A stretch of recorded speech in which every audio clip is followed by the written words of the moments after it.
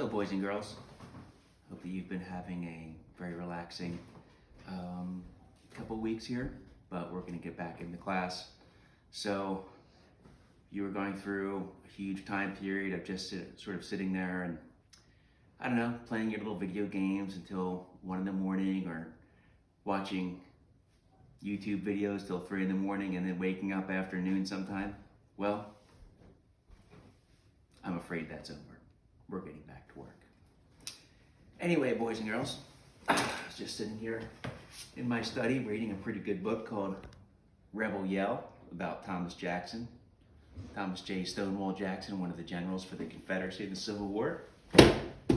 Great read and highly informational. Hopefully you were able to check out some stuff the other week that I put on the site for you. It was Edmodo at the time, but I switched to Google Classroom like everyone else in the entire world, basically. So I'm going to assume you checked that out, and maybe checked out the link I shared with you on Ken Burns' Civil War, about an hour-long episode or so. But I wanted to backtrack a little bit and talk about the political origins of the Civil War. So you got to really think to yourself, what would it take for you to try and split off and make your own country, or rebel against your own country? It's got to be something pretty darn huge, really, because that's going to entail a lot of, bloodshed and agita and everything else. But politically, slavery's been with us for many years, right? So since before even America was its own country, there were slaves in America. After America fought the revolution successfully and became its own country, there was still slavery in America. And it just kind of kept on going down the line until finally it became too big of a problem for people to ignore. It was even sort of obliquely mentioned in the Constitution. There was something called the 3/5 Clause. The 3/5 Clause, it counted these slaves in the South as 3/5 of the population of that state for purposes of representation in Congress. So people in the North, some people who were abolitionists that didn't want to have slaves, like Benjamin Franklin, for instance, was an abolitionist. He would have preferred that slaves were counted as zero people because they didn't get any of the rights of citizens, they didn't get to enjoy the fruits of being an American citizen in a republic. So why should they be counted? And increase the southern states' power base. But anyway, it's a political war. It involves parties, political parties. It's not just a sectional war, North against South. We identify it as such, but there was really more to it than that. The Democrat Party is basically started by Thomas Jefferson. He's sort of a states' rights proponent, meaning that the states have the power to nullify federal laws from the federal government in Washington, D.C. They can kind of go their own way a little bit more. That idea by now in the 20th or 21st century in 2020 is pretty much dead as a doornail. That doesn't happen anymore, or people don't really think that way too much anymore. Partially that's because of the Civil War. But he's the first Democrat president. Democrats were a very successful political party. From about 1800 to 1860, they had virtually all the presidents, except for maybe a tiny handful, were not Democrats. By the time you get to the 1850s, there's the disintegration of what's called the Whig Party. The Whig Party was mostly an unsuccessful political party in that time period, that early 19th century time period, and they ended up going the way of the dodo bird. They went extinct, right? So they went extinct, and a new party sort of flourished or rose from their ashes, and that was the Republican Party, all right? The Republican Party is the same Republican Party as now, so it's the same kind of group of folks, but maybe things have changed a bit, but the issues have changed, I should say, a lot, but the Republican Party of today traces its lineage back to the mid-1800s, all right? So Abraham Lincoln was the first Republican president. He wins the election of 1860. I know he's pretty much adored, worshipped today. He's like a really heroic kind of figure, but not so much at the time. He was not a popular president when he was elected. He didn't win more than 50% of the vote, but he did win enough to win the election. It was a very fractured sort of race to be president. It wasn't a binary or two-way race. Like last time around, it was basically Donald Trump against Hillary Clinton. Not quite that way back then. You had a bunch of different people running. Abraham Lincoln is a Republican. You had Stephen A. Douglas from Illinois. He was a Democrat. But the Democrat Party fractured. You had this other guy, John C. Breckinridge of Kentucky. He was what's called a national Democrat. So he split from the regular Democrats and demanded federal protection for legalized slavery. There was a guy named John Bell of Tennessee from something called the Constitutional Union Party. Former Whig who supported slavery. But like I said, Lincoln won, again, with a sort of a minority, or a plurality of the vote, I should say.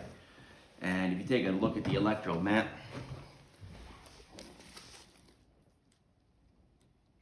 Lincoln would be the green states. So the Republicans won the North, and the other guys kind of split the states of the South and the Upper South and what come to be called the border states. That's not like today though, right? Today, typically the Republican Party wins all those southern states. So things have kind of flip-flopped a little bit in some regard. But back then, that's how it was. The Democrat Party owned the South. They owned the South all the way until about the late 1960s. And the only place they were ever strong in the North was your big cities. Philly, New York City, Boston, places like that. That's the only place Democrats could really get votes outside the South. So after that, things kind of accelerate. November of 1860's Election Day. Things are moving pretty fast. December 20th, South Carolina secedes from the Union. By February 1861, South Carolina, Mississippi, Alabama, Georgia, Florida, Louisiana, and Texas had seceded. By 8 February, they formed the Confederate States of America, named Jefferson Davis as their president. Lincoln is sworn in on March 4th of 1861.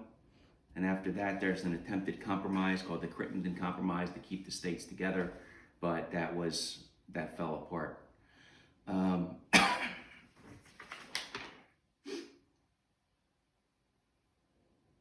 Quick reference to some stuff that you guys would have probably looked at last week. I gave you a web quest that would have taken a little while for you to get done.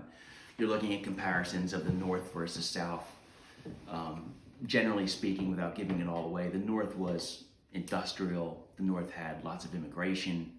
The North had a much higher population than the South. So the South doesn't really have great odds at winning in this war. They did have cotton though. They had what they believed, or they called King Cotton.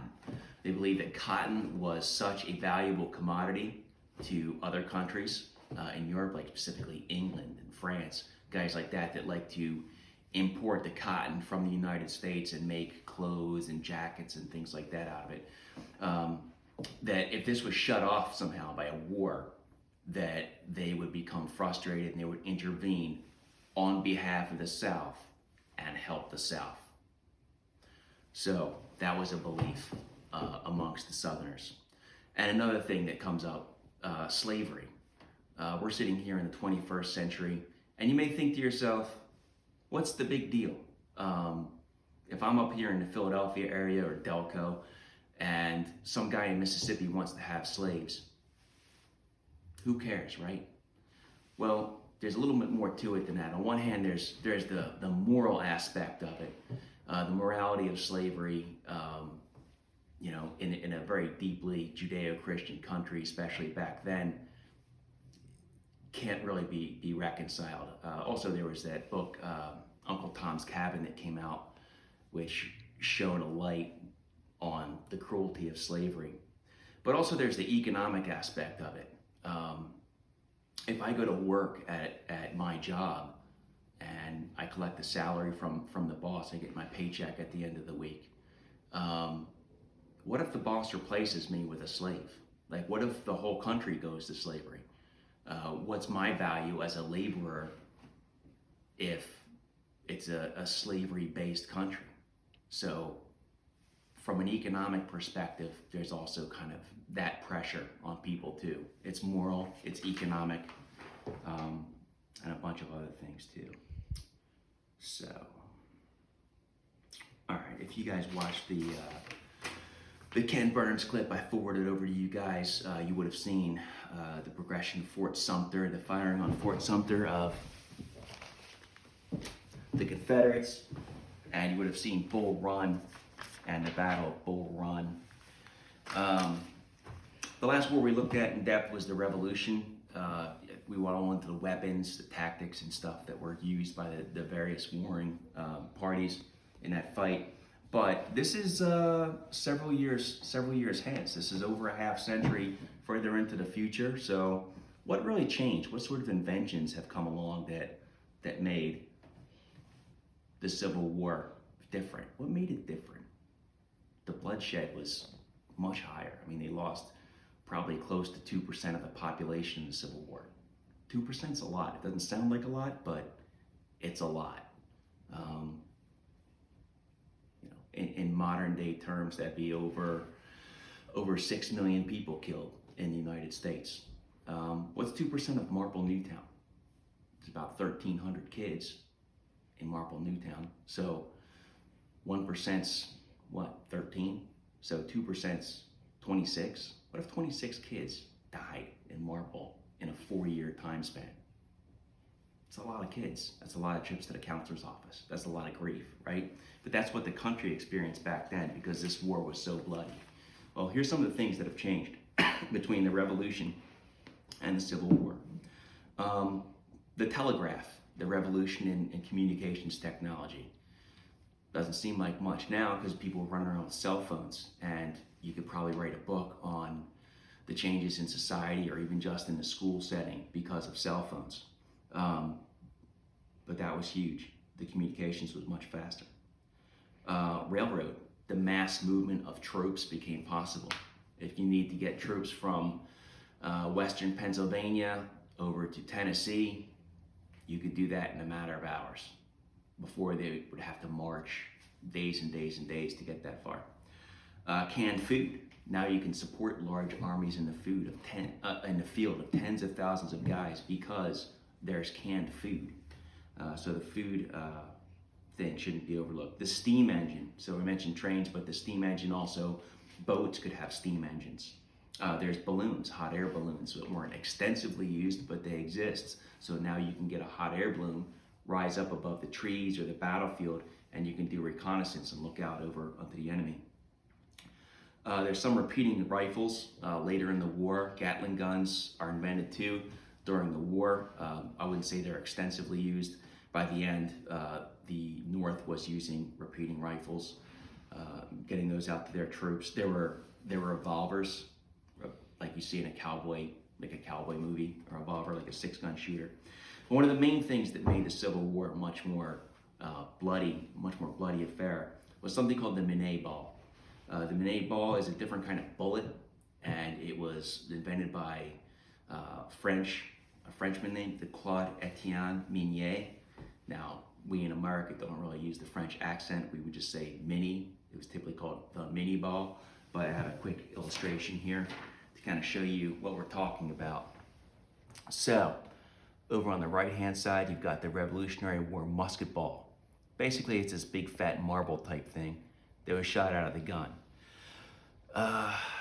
Not very accurate, doesn't have a very great range. You don't know where that thing's going half the time. And we looked at some film of that last quarter on some guy. He was a historical aficionado with an old-time weapon and was shooting the musket. Okay, the Civil War Minet ball is over on the left there, and it's got more of kind of a bullet type shape to it, and it's got those little grooves in the side. And if you'll notice, the butt end of it there kind of has like a dimple or an impression in it. So when this thing's fired, the rifling on that ball caused it to spin at a very high speed, come out of the weapon much faster, fly much farther, much more accurately. People have known about rifling for many years, but it took Claude Minier with the mini ball to make a bullet that properly addressed the rifling. The lead would expand as it was fired out, and it would get into those grooves of the rifle and come out at a much faster speed. So now you can fire a rifle fairly accurately and kill a man at 400 yards. Where before, in the Revolutionary War, maybe you'd be pretty lucky to hit somebody even at 100 yards. But now 400 yards is the norm. You can kill at 1,000 yards if you're lucky enough to hit somebody at 1,000 yards. 1,000 yards is a long shot. So, quick statistic for you here. Close to 94% of those killed in action died from bullet wounds in the Civil War. Not so in the Revolutionary War. Many more people died in hand-to-hand combat. So this has a lot of other effects. The effects on cavalry, your horsemen. Cavalry used to be this sort of fast attack method that could be used by commanders to get things going for their army. But cavalry is going to start to go the way of the dodo bird here. It's going to start to be a suicidal gesture for a mounted man to ride a horse straight at infantry with rifled guns. That's a big target. Also artillery, your big cannons. In the Napoleonic era, which occurred between the Revolution and the Civil War, cannons and artillery would be put out almost in the very front lines, and those would be fired from the front lines. A lot of times they put canister in there, which they called grape shot. It was a big blob of musket ball kind of things that they would shoot out. It would look like a giant shotgun. But that's max effective range is about 250 yards. So that's now in sort of a losing position as well. Any commander that didn't sort of get the memo and move artillery to the rear was basically setting his guys up to get shot to pieces if he put artillery out in front. The effect on the human body is much, much worse to get hit with a Minet ball than a musket ball. A musket ball might pass through your body intact and would still maintain that marble shape. And it wasn't flying quite as fast. But the Minet ball was much more lethal, and it would cause a much more grotesque wound. It would typically break apart or change shape in the body, so you don't have a clean, sort of roundish type bullet projectile going through you. You might have a claw-like sort of thing going into your body. If it hits bones, again, that lead will shift and move, and it will splinter or even powder bones. And those kind of injuries are they're debilitating. So a lot of those guys will die, and those that don't die, you pretty much have to amputate that limb. It's useless at that point. There's so many technological inventions. Unfortunately, not too many of those were in the medical field. And lastly, the effects on combat between the Union and the Confederacy. The Union had these weapons. The Confederacy didn't really get them until later. You might go to a Confederate unit, a small unit like a platoon, and virtually every single guy is armed with a different kind of weapon. They brought with them what they could bring from home. And it was a gun culture. They had guns, but they didn't have the finest rifles of a modern army. It would take them really about 2, maybe 2.5 years before the Confederates really got on par with the Union in terms of having all their units, all their guys with these kinds of weapons. They had much shorter range weapons, much less accurate weapons, and it was a disadvantage for them in the field. But despite that, they still put up a very good front, and they were extremely effective, well-led fighting force. But I think that's going to be it for today, boys and girls. So just make sure you check everything out on Classroom. I stuck it up there for you. There's a little bit of stuff for you to do.